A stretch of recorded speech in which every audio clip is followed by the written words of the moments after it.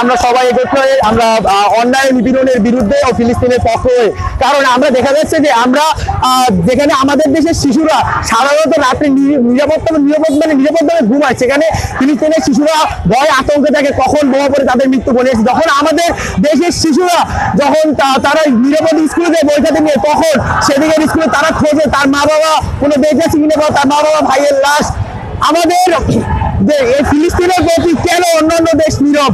আমাদের সবাই একত্র হয়ে, আমাদের উচিত সবাই একত্রিত হয়ে, আমাদের সবাই সব দেশ একত্রিত হয়ে আমরা এই ইসের বিপদ, আমাদের শক্তি থাকলে আমরা কি তার উপরে এটা চাপাই দেবো? আমরা শক্তি থাকলে এইটা চাপাই দিতে পারবো না একজনের উপর। আমাদের উচিত সবাই একতাবদ্ধ হয়ে, সব দেশ একসাথে হয়ে আমরা এর মোকাবিলা করতে পারি। একটা মায়ের সামনে যখন একটা নিষ্পাপ শিশু মারা যায়, সে কিছুই করতে পারে না। এটা কি অন্যায়? এটা কি সভ্যতা? এটা আমরা মানবো না। আমাদের সবাই এক হতে হবে এবং আমরা সবাই চাই যে সবাই একসাথে মিলেমিশে থাকি।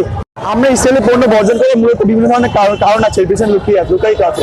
যেমন ইসরায়েলি পণ্য বর্জন করলে তাদের যে স্টক, তাদের ইকোনমির উপর ব্যাপক ধরনের প্রভাব পড়বে। আপনারা সকলে অবগত আছেন যে বিশ্বের প্রতিটা কোম্পানি, বিশ্বের প্রতিটা বিখ্যাত ব্র্যান্ডের পিছনে যে ইনভেস্টর, তারা ইসরায়েলি হয়ে থাকে। যেমন রথস্টাইল্ড ফ্যামিলি, তারপরে যে ল্যারি পেজের যে ব্ল্যাক রক, এগুলো ইসরায়েলি ফান্ডে। আমরা যদি এইগুলো বয়কট করি, তাহলে তাদের স্টক মার্কেট, তাদের স্টকস নিম্নমুখী হবে এবং ফলে কি হবে, তারা যে তাদের অস্ত্রগুলো কিনছে, এই অস্ত্রগুলো কেনার যে প্রয়োজনীয় অর্থ তারা যোগান দিতে অক্ষম হয়ে যাবে। ফলে কি হবে, যে এই যে গণহত্যা, তাই কিছুটা হলে ধীরগতি হবে, ধীরে হয়ে যাবে। এটাই হচ্ছে মূলত যে বয়কট করার মূল কাজ। এর ফলে তাদের উপর বোধ ইকোনমিক্যালি এবং সামরিক উভয়ভাবেই একটা চাপ প্রয়োগ হবে বিশ্বের মানুষের যে ইউনিটি দেখে। আমাদের তো এখানে কিছু বলার, আমরা আপনারা সবাই সাপোর্ট দিচ্ছি, এখানে কিছু হইতেছে, এবার সব ওপেনই হইতেছে।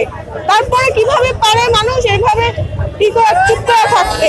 ওই যে কতগুলো দিন, প্রায় 1 বছর হয়ে গেছে আমাদের এই যে এগুলো হইতেছে অমানবিক যেগুলো, এগুলোর পরে যে কোনো অ্যাকশন নিতেছে না, এটাই আমার কাছে। আমরা স্টুডেন্ট হয়ে আমাদের সামর্থ্য যতটুকু আছে আমরা ততটুকু করতে পারবো।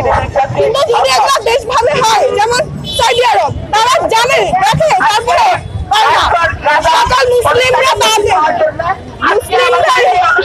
সৌদি আরব, এখানে মক্কার সাথে তো এখানে, তারপরে কেন আমরা